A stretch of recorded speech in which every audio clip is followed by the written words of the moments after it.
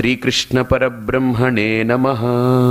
శ్రీమద్భగవద్గీతా అథ ప్రథమోऽధ్యాయః. అర్జున విషాద యోగః. ధృతరాష్ట్ర ఉవాచ ధర్మక్షేత్రే కురుక్షేత్రే సమవేతాయుయుత్సవః మామకాః పాండవాశ్చైవ కిమకుర్వత సంజయ. మొదటి అధ్యాయం ప్రారంభమవుతుంది. దీంట్లో మొట్టమొదటి శ్లోకం ధృతరాష్ట్ర ఉవాచ. భగవద్గీతలో ఉవాచ ఉవాచ అని వస్తుంది. అంటే ఉవాచ అనే దానికి అర్జున ఉవాచ అని వస్తుంది, ధృతరాష్ట్ర ఉవాచ అని వస్తుంది. ఈ భగవద్గీతలో అడిగేవాళ్ళిద్దరూ చెప్పేవాళ్ళిద్దరు. ధృతరాష్ట్రుడు అడుగుతుంటాడు, సంజయుడు చెప్తుంటాడు. అక్కడ అర్జునుడు అడుగుతుంటాడు, కృష్ణుడు చెప్తుంటాడు. కానీ నలుగురు కూడా ఉవాచలే. అడగడము ఉవాచ, చెప్పడము ఉవాచ. అర్థమైందా? అంటే అడగడాన్ని చెప్పడాన్ని కూడా ఉవాచగానే చెప్పారు. అంటే 4 ఉవాచ అని అంటే అర్థం ఏంటంటే అడగడము చెప్పడము అనేటువంటిది ఇట్ ఈస్ ఎ కాన్సెప్ట్. ఆ కాన్సెప్ట్లో ఒక భాగం అడగడం, ఒక భాగం చెప్పడం. కానీ ఓవరాల్ కాన్సెప్ట్లో జ్ఞానం, దాంట్లో ఇంకా అడగడాలు చెప్పడాలు ఉండదు. కాబట్టి ఇక్కడ మనం అర్థం చేసుకోవాల్సింది ప్రధానమైన అంశం ఏంటంటే అడగడానికి పృష్టః ధృతరాష్ట్ర ఉవాచ అది చెప్పచ్చు, శ్రీ భగవాన్ ఉక్తః అని చెప్పచ్చు. కానీ ఉవాచ అని చెప్పక్కర్లేదు. బాగా చూడండి. అంటే రెండిటికీ ఒకే పదం వాడారు అని అంటే ఇది ఒక జ్ఞానం. దాన్ని విభజించొద్దు. అడిగేవాడు, ప్రశ్నించేవాడు, లేకపోతే పృచ్ఛకుడు, లేకపోతే దాన్ని తెలియచెప్పేవాడు అనేటువంటి భేదం లేదు. ఇది ఒక జ్ఞానం, దీంట్లో భేదం లేదు. ఆ జ్ఞానాన్ని నా బుర్రలోనే గుర్తుపెట్టుకోండి. నాకే ఒక డౌట్ వస్తుంది. ఆ డౌట్కి సంశయం కలిగినప్పుడు దానికి సమాధానం నా బుద్ధిలోనే ఒక్కోసారి కలుగుతుంది. ఇప్పుడు ఓవరాల్గా దాన్ని చూస్తే అనుమానము నాకే కలిగింది, అనుమాన నివృత్తి కలిగి జ్ఞానము నాకే కలిగింది. ఇప్పుడు రెండిటికి కర్త ఎవరు? నేనే. లోపల అనుమానం కలిగింది నాకే, సంశయ నివృత్తి కలిగింది నాకే. రెండిటికి కర్త నేనే. కాబట్టి అడిగినప్పుడు ఒకలాగా, సమాధానం వచ్చినప్పుడు ఒకలాగా నేను లేను. రెండిటికి కర్త నేనే. అలాగనే భగవద్గీత సమస్తము కూడా సమగ్రమైనటువంటి శాస్త్రం.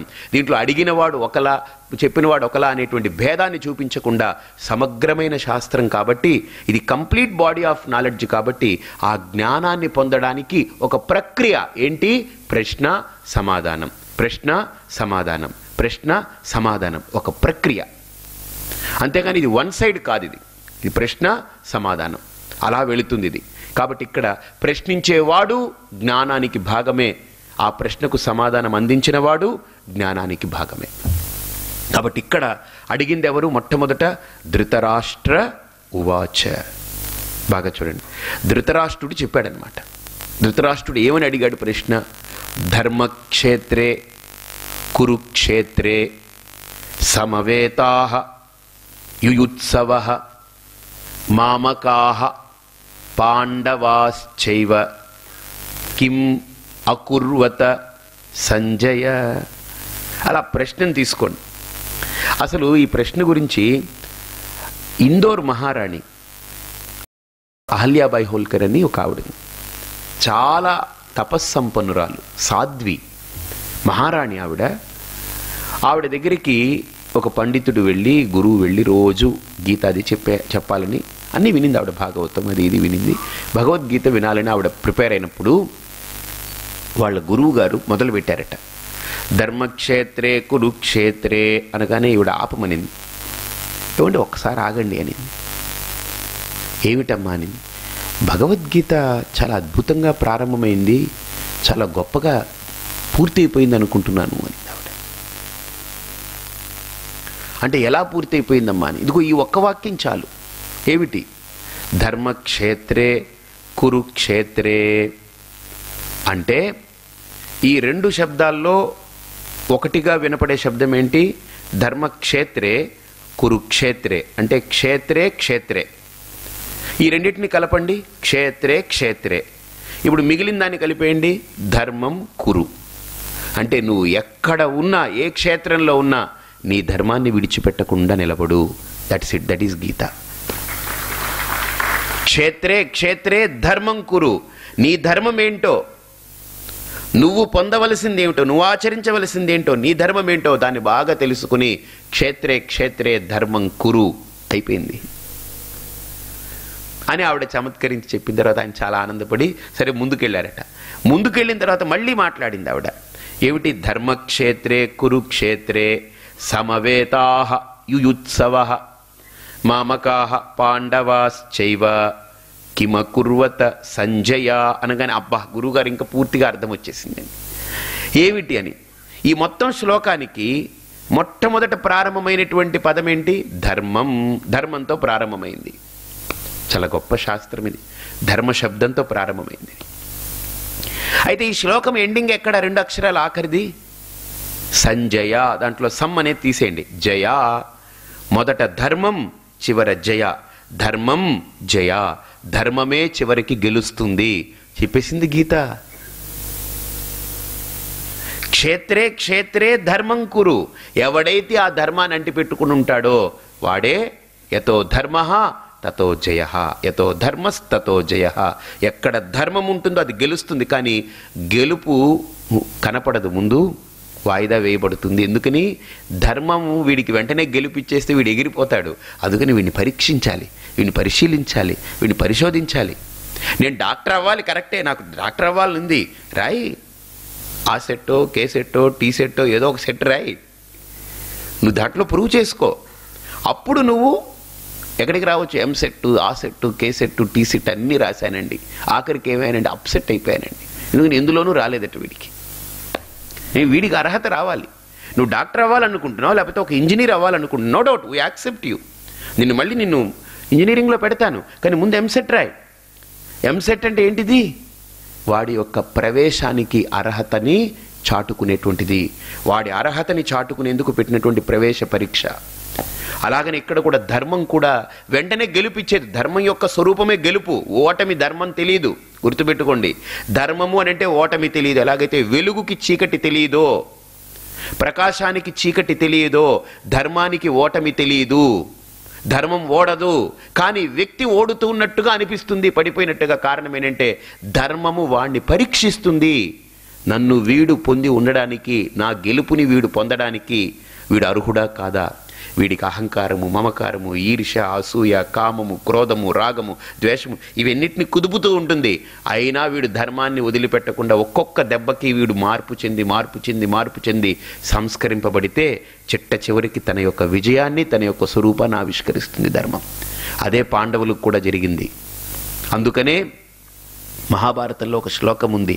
ఎత్తదగ్రే అమృతోపమం పరిణామే విషమివ, ఎత్తదగ్రే విషమివ పరిణామే అమృతోపమం. కౌరవులందరికీ కూడా ముందు చాలా ఆనందంగా ఉన్నింది. ముందంతా చాలా ఆహ్లాదం. వాళ్ళే అన్నీ సాధించినట్టు, వాళ్ళే అంతా ప్రభువులైనట్టు, అంతా గెలుపొందినట్టు, అంతా వాడిదే అన్నట్టుగా ఎగిరారు, గెంతారు. కానీ వాళ్ళ యొక్క పరిణామం ఏంటి? విషతుల్యం. చచ్చారు వాళ్ళు. ముందంతా విషం అనుభవించారు పాండవులు. అన్ని రకాలుగా కష్టాలు అనుభవించారు, కానీ ధర్మాన్ని విడిచిపెట్టలేదు. అందుకనే వాళ్ళకి అర్హత కలిగింది. కాబట్టే పరమాత్ముడు పక్కన నిలబడి, ధర్మానికి సంకేతంగా పరమాత్ముడు నిలబడి ధర్మస్య ప్రభురచ్యుతః అతనే వాళ్ళని లీడ్ చేసి గెలుపుని, విజయాన్ని అందించారు. శాశ్వతమైనటువంటి స్థితిని అందించారు వాళ్ళకి పరమాత్మ. కాబట్టి ఇక్కడ కూడా మనం గుర్తించవలసినటువంటి ప్రధానమైన అంశం ఏంటంటే భగవద్గీతలో మొట్టమొదటి శ్లోకంలోనే అసలు ప్రారంభమే చూడండి. ఏడుపుతో ప్రారంభమైన, విషాదంతో, అవిటితనంతో ప్రారంభమైన, థ్యాంక్ గాడ్ ఇక్కడ ప్రారంభమైనటువంటి అంశం ఏంటనంటే ధర్మక్షేత్రే, ధర్మ శబ్దంతో ప్రారంభమైంది. అంటే మన భారతీయ వాంగ్మయాలన్నింటినీ నిన్న మనం చూసాం.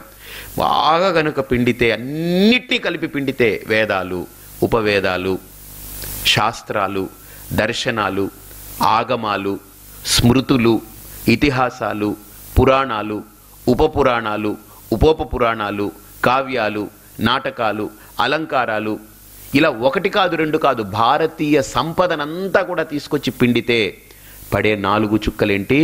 ధర్మం అనే మొట్టమొదటి చుక్క, పురుషార్థాలు. ఆ మొట్టమొదటి చుక్కతోటే ప్రారంభమైంది గీత.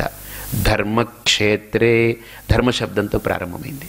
సో మనకు 4 పురుషార్థాలని శ్రీకృష్ణ పరమాత్మ మనకు అందించబోతున్నాడు ఈ భగవద్గీత ద్వారా. అందుకనే ఒక్కడిని పట్టుకుంటే చాలు, ఆ కృష్ణుణ్ణి పట్టుకుంటే చాలు, కన్నయ్యని. ఈ గీతను ఒక్కటి పట్టుకుంటే చాలు, ఇంకేం అక్కర్లేదు. గీత, గోవిందుడు వీళ్ళిద్దరు నాకుంటే ఇంక నాకేంటండి నా బ్రతుక్కి. ఇంకేం అక్కర్లేదు. గోవిందుడు గీత, అంతేగాని కృష్ణుని ఊరికి ఏదో జపం చేసి పారాయణం చేసి ఫెనటిక్గా పట్టుకోవడం కాదు. చూడండి, there are cults which are fanatic cults. అంటే కృష్ణుడే దేవుడు, ఇంక శివుడు దేవుడు, వాళ్ళకంతా పిచ్చి problems. They're all problems. Fanatic personalities వాళ్ళు. ఫెనటిజం ఉంది వాళ్ళల్లో. అది కాదు ఇక్కడ. కృష్ణుడు అని అంటే ఈ రూపం కాదు, ఇలా పెట్టుకుని ఇలాగా ఆ రూపం కాదు. కృష్ణ తత్వం. కృష్ణుడంటే ఎవరు? పరబ్రహ్మస్వరూపం. అది ఆ పరమాత్మని పట్టుకుని గీతను పట్టుకుంటే ఇంకంతకంటే వేరేం లేదు. కృష్ణుడే అంటాడు భగవద్గీతలో, అవజానంతి మాం మూఢాహ మానుషీం తనుమాశ్రితం. నన్ను ఏంటంటే నల్లనయ్య అని నాకు నెమలి పింఛం పెట్టి నాకు పిల్లను గ్రో పెట్టి నేను దేవకికి వసుదేవుడికి పుట్టానని నా గురించి బోల్డ్ కథలు జరిగిపోతున్నాయి ఈ లోకంలో. నన్ను కూడా వాళ్ళలా ఓ మనిషిగా అనుకొని భ్రమపడి నన్ను కూడా పరిమితం చేసి వాళ్ళు పరిమితమై వాళ్ళు అవివేకంలో ఉండి నన్ను అవివేకంలో ఉంచే ప్రయత్నం చేస్తూ ఉన్నారు ఈ లోకంలో. చేస్తూ ఉంటారు కూడా అర్జున ఈ లోకంలో. కారణం లోకగతి. అది గతానుగతికో లోకః నలోకః పారమార్థికః అని. కాబట్టి ఇక్కడ కృష్ణుడు అని అంటే ఏదో ఒక రూపానికి పరిమితం అవ్వడం కాదు, పరబ్రహ్మతత్వం. అది కృష్ణుడంటే పరమాత్మతత్వం. అందుకనే మా గురువుగారు అంటారనమాట, మా గురువుగారు మంచి కీర్తనలు రాశారు, దయానంద సరస్వతి స్వామివారు. భోశంభో శివశంభో స్వయంభో అని. అలాగనే దక్షిణామూర్తి మీద ఒక అద్భుతమైనటువంటి కీర్తన రాశారు ఆయన. ఆయన అంటారు అందులో, దక్షిణామూర్తే అమూర్తే అంటారు. ఓ దక్షిణామూర్తి, నీకు మూర్తి ఏముందయ్యా? అమూర్తం, నీకు రూపం లేదు. సనకాది మునిజన హృన్మూర్తే దక్షిణామూర్తే అమూర్తే. సనకాది మునిజనుల చేత పరివేష్టింపబడ్డ నీ రూపముందే, అది నీ రూపం కాదు, అది సగుణం. నా కోసం ఏదో ఆ రూపాన్ని ఆవిష్కరించుకున్నాను, కానీ నీ యథార్థ స్వరూపం ఏమిటి? అమూర్తం. దక్షిణామూర్తే అమూర్తే అంటారు. కాబట్టి కృష్ణుడు అంటే ఏదో మనకు కనిపించే ఈ రూపమే కాదు. అందుకనే మనం రూపం దాకా వెళ్ళి ఆగిపోతున్నాం. కృష్ణుడు ఆయన్ని సరిగ్గా పట్టుకుంటే రూపాన్ని దాటించి స్వరూపం దగ్గరికి తీసుకెళ్తాడు. కాబట్టి ఇక్కడ మనకు భగవద్గీత ధర్మంతో ప్రారంభమైంది. ఆ ధర్మ శబ్దంతో మనకు ప్రారంభమై ఈ గీత మొదలవుతుంది. ఇది చూస్తాం మనం ఈ శ్లోకాన్ని. ధర్మక్షేత్రే కురుక్షేత్రే సమవేతాః యుయుత్సవః. ఇక్కడ ధృతరాష్ట్రుడు గుడ్డివాడైనా అప్పుడప్పుడు చూడండి, అందుకనే 99 తప్పులు చేసిన వాడు ఉంటాడు, కానీ వాడు తప్పుడు మనిషి కాకపోవచ్చు, ఒక్క మంచి కూడా చేయొచ్చు.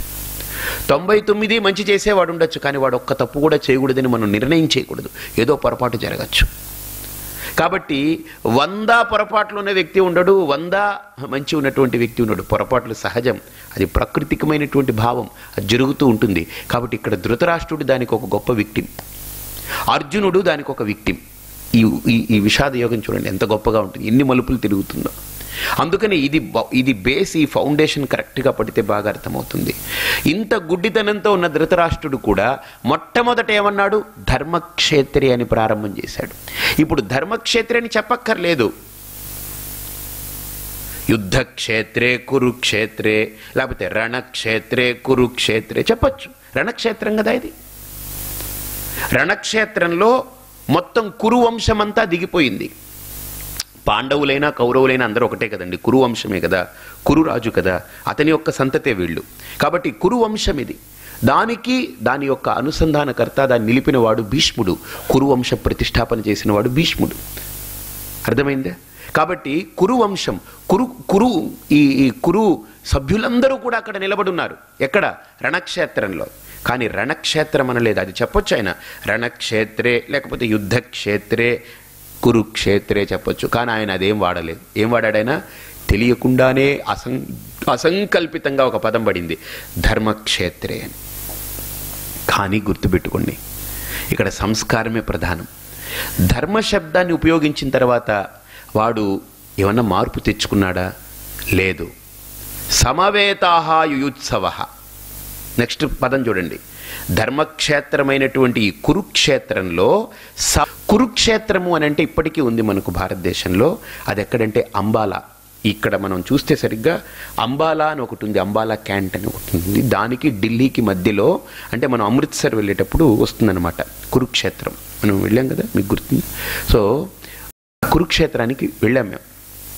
అదేంటనంటే అక్కడ 2 నదులు ఉన్నాయి. అక్కడ ఏంటనంటే సరస్వతి, దృషద్వతి అనేటువంటి 2 నదులు అక్కడ ప్రవహిస్తూ ఉంటుంది.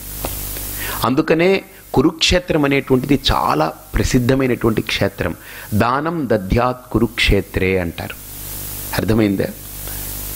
దానం దద్యాత్ కురుక్షేత్రే రేవా తటే తపః కుర్యాత్ వసంతు జాహ్నవీ తటే దానం దద్యాత్ కురుక్షేత్రే త్రితయం గౌతమీ తటే అంటారు. అంటే ఎవరైనా సరే ఒక తపస్సు చేయాలి అనుకుంటే, శుద్ధి చేసుకోవాలి అంతఃకరణానంటే రేవా తటే తపః కుర్యాత్. ఇది ఉంది చూసారా, మనకు రేవా తటం అంటే మన ఓంకారేశ్వరి దగ్గర మనకు అక్కడ పారుతూ ఉంటుంది నది. దాన్ని ఏమంటారు? నర్మదా. నర్మదా నది. నర్మం అంటే జ్ఞానం, జ్ఞానదా. నర్మదా అంటే ఏంటి? జ్ఞానదా. జ్ఞానం దదాతి. నర్మం జ్ఞానం దదాతి, ఇది జ్ఞానదా. అక్కడ తపస్సు చేస్తే వాడు అంతఃకరణ శుద్ధి అవుతుంది, చాలా పవిత్రమవుతుంది మనస్సు. అక్కడ తపస్సు చేయాలి నర్మదా నదీ తీరంలో. తపస్సు కొంతకాలం మీరైనా సరే ఊరికినే ఇక్కడ పడి ఈ సిటీల్లో పడి ఉన్నారు, నో డౌట్. కానీ ఎప్పుడైనా యూ టేక్ బ్రేక్. 100 మంది 1000 మందితో వెళ్ళకండి. హాయిగా మీరు మీ ఆవిడ చక్కగా వెళ్ళండి. గృహస్థులైతే భార్యాభర్తలు వెళ్ళండి. ఈ పిల్లల్ని ఎవరికైనా చెప్పి వెళ్ళండి. ఒక 11 రోజులు ఆ నర్మదా నదీ తీరంలో ఉండండి. హాయిగా తపస్సు చేయండి, జపం చేయండి, అనుష్ఠానం చేయండి. ఎలివేట్ అవుతారు మీరు. ఇక్కడే పడుండి కొట్టుకుంటూ ఉండడం కాదు. అంతా you have to take up. అక్కడికి వెళ్ళి హాయిగా ఆశ్రమాలు ఉంటాయి, పీఠాలు ఉంటాయి, మఠాలు ఉంటాయి, ఉండండి. You contribute something to the పీఠం. వాళ్ళు మీకు హాయిగా ఫెసిలిటీస్ ఇస్తారు. Whatever food they offer you take. హాయిగా ఉండండి. అక్కడ జపము, కొంత అనుష్ఠానం అది చెయ్యండి. ఊరికినే spending our time, killing our time is not advisable. Reva తటే తపః కుర్యాత్ వసంతు జాహ్నవీ తటే. తపస్సు అక్కడ చేయాలి, విచారణ చేయాలి అని అంటే జాహ్నవీ తటే, జ్ఞానం దగ్గర. జ్ఞానాన్ని నేను మెరుగుపరుచుకుని విచారణాత్మకంగా పొందాలనుకుంటే గంగానదీ తీరంలో, అంటే ఉత్తరకాశీ కానీ, గోముఖ్ కానీ, ఈ కేదార్నాథ్ కానీ, అక్కడి నుంచి ఉత్తరకాశీ కానీ, ఇంకా కనుక దిగితే మనకు రిషికేశ్, ఇంకా దిగితే హరిద్వార్, ఇంకా తర్వాత గంగా మానవ గంగా, అది దేవగంగ కాదు. అది ఇంక మన ఇష్టం. అది ఇంక మనం దాన్ని ఎంత చండాలం చేయాలో అంత చండాలం చేస్తూ ఉంటాం అక్కడ. కానీ అక్కడ గోముఖ్ దగ్గర నుంచి హరిద్వార్ దాకే గంగ దేవగంగ. అది ఏం గంగ? దేవగంగ, ఆకాశగంగ. అది గంగ త్రిపద అంటారు కదా. గంగకి పేరు 3గా పాయలుగా విభజింపబడింది. 1 ఆకాశగంగ, 2 పాతాళగంగ, 3 భూమి మీద ప్రవహించే గంగ.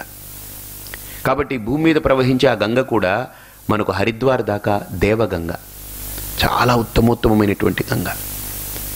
అందుకని హరిద్వార్ వరకు మనకు పర్లేదు. అక్కడుండి మన జ్ఞానాన్ని, మన యొక్క విచారణని మనం సాగించడానికి మంచి క్షేత్రం, అది అనువైన ప్రదేశం. రేవా తటే తపః కుర్యాత్ వసంతు జాహ్నవీ తటే దానం దద్యాత్ కురుక్షేత్రే. దానం ఏదైనా ఇవ్వదలుచుకుంటే కనుక కురుక్షేత్రంలో చాలా గొప్పది అని అంటారు. అంటే ఒకటి, మన వాళ్ళు అన్నారు ఇక్కడ నుంచి కురుక్షేత్రానికి వెళ్ళి అక్కడ ఇవ్వడం కుదరకపోతే, కురుక్షేత్రం అంటే ఏంటి? కురు అంటే ఏంటి? చేయడం, కర్మక్షేత్రం. సొసైటీ ఈజ్ ఆల్సో కర్మక్షేత్రం. ఇక్కడ కూడా మీరు ఏదైనా దానం చేయొచ్చు. పీపుల్, ఏది డిజర్వింగ్ క్యాండిడేట్స్ ఎవరైతే ఉన్నారో, పాపం పేదవాడు ఉన్నాడు, వాడికి అన్నం లేదు, అన్నం పెట్టండి. వస్త్రాలు లేవు, వస్త్రం ఇవ్వండి. చదువుకోవాలనుకుంటున్నాడు, వాడికి సౌకర్యం లేదు, చదువు ఇప్పించండి. ఇవన్నీ దానమే. ఎవ్రీథింగ్ ఈజ్ కన్సిడర్డ్ యాజ్ దానం. సో ఏదైనా కురుక్షేత్రం అంటే కార్యక్షేత్రంలో మీరు చేయగలిగిన ప్రతి దానము సఫలమే అవుతుంది, నిష్ఫలం అవ్వదు. అర్థమైందే?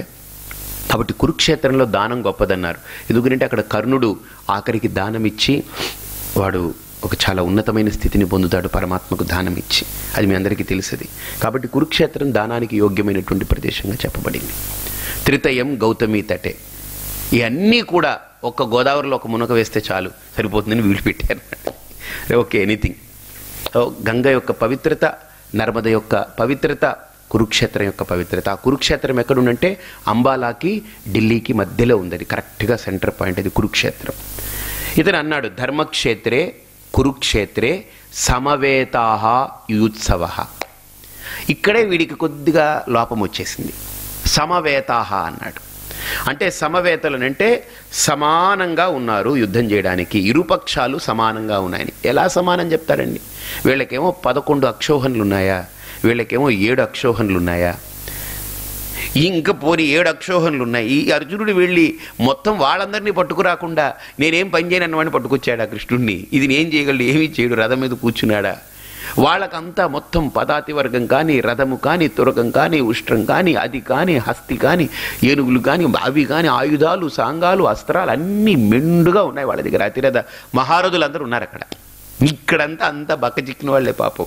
అంటే దుర్యోధనుడు ఏం చేసేవాడంటే వీళ్ళ దగ్గరికి వచ్చే వాళ్ళందరినీ కూడా మధ్యలోనే టెంట్ వేసి వీడు అక్కడి నుంచే డైవర్ట్ చేసేవాడు అనమాట. మొత్తం అందరినీ వాడు దానిలో ఎలా తెచ్చాడో వాడు మహా అడ్మినిస్ట్రేటర్ అండి, వాడు సామాన్యుడు కాదు. ఏం చేసేవారు, ఇప్పుడు పాండవులు కబురు పెట్టేవారు పలానా రాజుని, శల్యుడు ఉన్నాడు మీకు తెలుసు కదా, వాడికి పాండవులు అంటే ప్రాణం. కానీ ఈ శల్యుడు పాపం వాడు పాండవుల దగ్గరికి రావాలని వస్తూ ఉంటే దారి మధ్యలో పెద్ద వాడికి బసాగిసా అంతా ఏర్పాటు చేసి వాడికి తూతూ తీతూ అని కొట్టి వాడిని మంగళ వేద్యాలు అవి ఇవి వాయించి వాడిని లోపలికి తీసుకొస్తే పాపం వాడు వెళ్ళిపోయాడు. వాడికి అన్ని మర్యాదలు సపర్యలు అన్నీ చేసి అంతా అయిపోయి వాడికి అసలు వాడు చాలా ఆనందంతో ఉప్పొంగిపోయి వాడికి తెలియకుండానే వరం ఇచ్చాడు, మీకు మీ వైపు నేను నిలబడి ఎలాగైనా గెలిపించేస్తారు, ఎలాగైనా నేను మీ వైపు నిలబడి పోరాడుతాను, అందుకోసమే వచ్చానని అన్నాడు. ఆఖరికి చూస్తే దుర్యోధనుడు వచ్చి నిలబడ్డాడు. ఇది నువ్వెందుకు వచ్చావురా అన్నాడు. ఇదంతా నాదే అన్నాడు. నువ్వు తిన్నది నాదే అన్నాడు. చచ్చినట్టు వాడు కమిట్ అవ్వాల్సి వచ్చింది. ఏ చేశాడు మన దుర్యోధనుడు చేసిన మ్యాక్సిమం పనులన్నీ కూడా అవతల పక్షానికి వచ్చే వాళ్ళందరికీ ముందు వైపుకే వెళ్ళిపోయి టెంట్ వేసి అక్కడ వీడు అన్ని ఏర్పాట్లు చేసి శుభ్రంగా అందరినీ టెంట్లో కవర్ చేశాడు. శుభ్రంగా మొత్తం అలాగా 11 అక్షౌండ్లు పోగు చేసుకున్నాడు వీడు. అవతల వైపుకు వెళ్ళి అందరికీ పాండవులు అంటేనే ప్రీతి, ఎందుకని అందులో దెబ్బతిన్నారు వాళ్ళు. ఇన్ని సంవత్సరాలు వనవాసం చేసి అజ్ఞాతవాసం అదొక కొత్త జీవో పాస్ చేశాడు దుర్యోధనుడు అప్పుడు. కొత్త జీవో, ఎందుకంటే కంప్లీట్ మెజారిటీ వాడిదే. భీష్ముడు ఇలా చూస్తే భీష్ముడు మాట్లాడడానికి లేదు, ఇలా చూస్తే ద్రోణుడు మాట్లాడడానికి లేదు. అసలు వాళ్ళ నాన్న మాట్లాడి ఎందుకు కనిపిస్తే కదా మాట్లాడడానికి. వాళ్ళమ్మ కావాలనే పుట్టుగుడ్డి కాదు పెట్టుగుడ్డి, వాళ్ళ నాన్న పుట్టుగుడ్డి, వాళ్ళమ్మ పెట్టుగుడ్డి, ఇంక అయిపోయింది అంతా గుడ్డియే. వీడేమిటి వీడు బుడ్డియే వీడికి అర్థం కాలేదు. కాబట్టి ఎవడు వాడిని ఎదిరించే వ్యక్తి లేడు. కాబట్టి జీవో పాస్ చేశాడు. వనవాసం అయిన తర్వాత అజ్ఞాతవాసం, దట్స్ ఇట్. అది మహా డేంజరస్. అది అజ్ఞాతవాసం క్రూకెడ్ వ్యూ. అది అసలు అంత వ్యూ ఉండదు అసలు. అక్కడే వాడి యొక్క అధర్మం ఏంటో అర్థమైంది, అందరికీ తెలుస్తుంది. సో ఇన్ని జరిగిన తర్వాత వీళ్ళందరూ వస్తుంటే మొత్తం టెంట్లు వేసి అందరినీ లాక్కొచ్చేసేవాడు యువతల వైపుకి. అది తెలుసు ధృతరాష్ట్రుడికి. 11 అక్షోహణలు తన కొడుకు వైపు నిలబడిందని తెలుసు, 7 అక్షోహణలే అని తెలుసు. ఎలాగ సమవేతాహ యుత్సవ అని అంటే ధర్మక్షేత్రే అని చెప్పాడు. అప్పుడు వాడు సాత్విక అంశలో ఉన్నాడు. మళ్ళీ రజోగుణం వచ్చింది. బాగా చూడండి ఏమొచ్చింది, సమవేతాహ అని లౌక్యం ప్రదర్శించాడు. మళ్ళీ ఇంకా తమోగుణం వచ్చింది. ఇంకో లైన్లో చూడండి ఏమన్నాడు, మామకాహ పాండవాశ్చైవ. ఈ తమోగుణం ఏం చేసింది, సంజయ నా వాళ్ళు పాండుకుమారులు. వాళ్ళు ఎవరండి, అసలు వాళ్ళ భిక్షమే కదా ఈరోజు దుర్యోధనుడు రాజుగా కూర్చున్నాడు. ధర్మరాజు విడిచిపెట్టకపోతే ఎక్కడి నుంచి కూర్చుంటాడు కదా.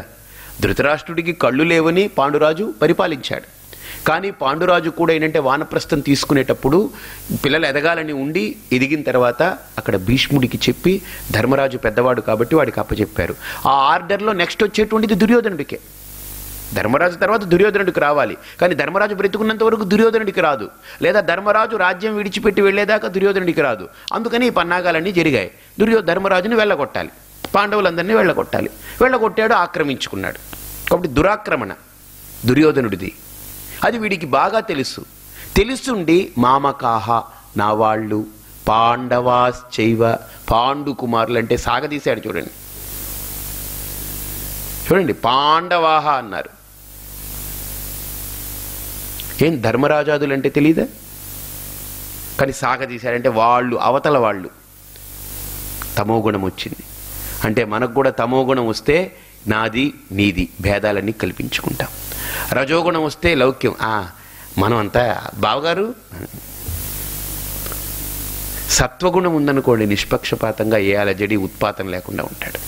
కాబట్టి ఇక్కడ ధర్మక్షేత్రే అన్నప్పుడు ఈ ధృతరాష్ట్రుడిలో సాత్విక భావం కొద్దిగా ఉంది, కానీ మెల్లగా ఎదిగింది రజోగుణం, లౌక్య ప్రదర్శన. సమవేతాహ అన్నాడు. సమత్వం లేకపోయినా లౌక్యంగా కలిపేశాడు సమవేతాహ అని. తమోగుణం వృద్ధి చెందింది. అప్పుడు మామకాహ నా వాళ్ళు అన్నాడు. ఒకటే శ్లోకంలో ఎన్ని షేడ్స్ చూపించాడు చూడండి. ఇక్కడ సత్వగుణంతో ఉన్నప్పుడు ఎలా మాట్లాడాడు, రజోగుణం వచ్చినప్పుడు ఎలా మాట్లాడాడు, తమోగుణంతో ఎలా మాట్లాడాడు. కిమకుర్వత సంజయ, ఏం చేశారయ్యా అక్కడ. వాళ్ళు ఏం చేసి తగలెడుతున్నారు అక్కడ, మా వాళ్ళు ఏమైపోతున్నారు, గుడ్డివాడు అనమాట, వీడికి బెంగ పుట్టేసింది. ఇది భగవద్గీత ప్రారంభం. ఈ రకంగా భగవద్గీత ప్రారంభమైంది.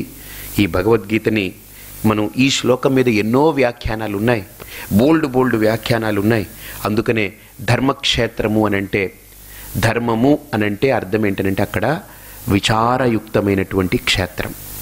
కురుక్షేత్రము అనంటే కర్మ. అంటే గుర్తుపెట్టుకోండి, ఏ కర్మ జరగాలన్నా ధర్మం ఉండాలి.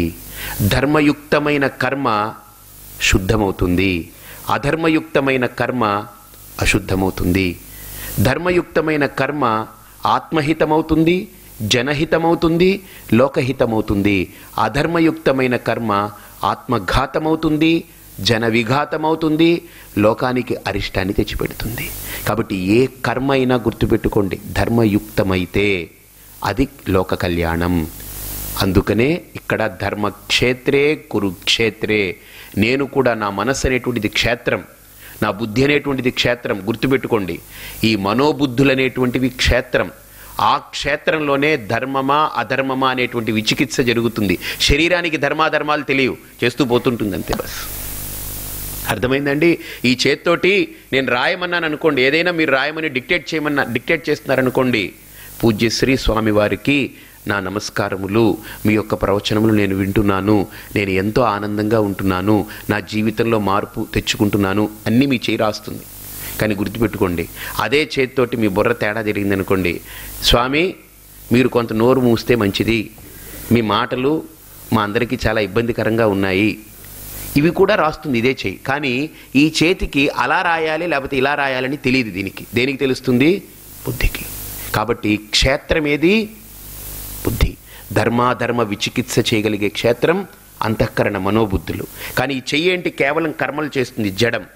కాబట్టి ఇక్కడ మనం బాగా గుర్తించాలి, కర్మ అనేటువంటిది శరీరం నుండి రిలీజ్ అవుతుంది, కానీ కర్మకు పూర్వరంగం ఏంటి? మనోబుద్ధులు. అక్కడే ధర్మాధర్మ విచికిత్స జరగాలి. కాబట్టి కర్మ ఏదైతే శరీరం నుండి విముక్తి అవుతుందో, విడుదలవుతుందో, కర్మ విడుదల అవ్వకు ముందే బాగా విచారణ జరగాలి లోపల. ధర్మాధర్మ విచికిత్సతో విచారణ జరిగితే అప్పుడు you should take the stand of ధర్మ. ధర్మపక్షాన కనుక మనం నిలబడగలిగితే అప్పుడు ఆ కర్మ కూడా ధార్మికమైన కర్మ వస్తుంది. కానీ ఇక్కడ గుర్తుపెట్టుకోండి, ఇక్కడ అసలైన కీలకమైన పాయింట్, నేను ధర్మాధర్మ విచికిత్స చేశాను, నాకు ఇప్పుడు బాగా తెలిసి ఇది అధర్మం, నాకు ఇష్టం లేదు, కానీ ఇది ధర్మం అని నాకు ఇష్టమైంది తెలుసు, కానీ చేయలేకపోతాను. కారణం, ధర్మము అనేటువంటిది నాకు తెలిసి, అదే చెయ్యాలని తెలిసి, అది చేస్తేనే హితమని తెలిసి నేను చేయలేకపోతున్నాను అని అంటే నా పక్షంలో పరమాత్మ లేడు, దైవ సహాయం, దైవం యొక్క సన్నిధి లేదు. అందుకనే దైవం చైవాత్ర పంచమం, దైవం అనేది నా పక్కన నిలబడాలి.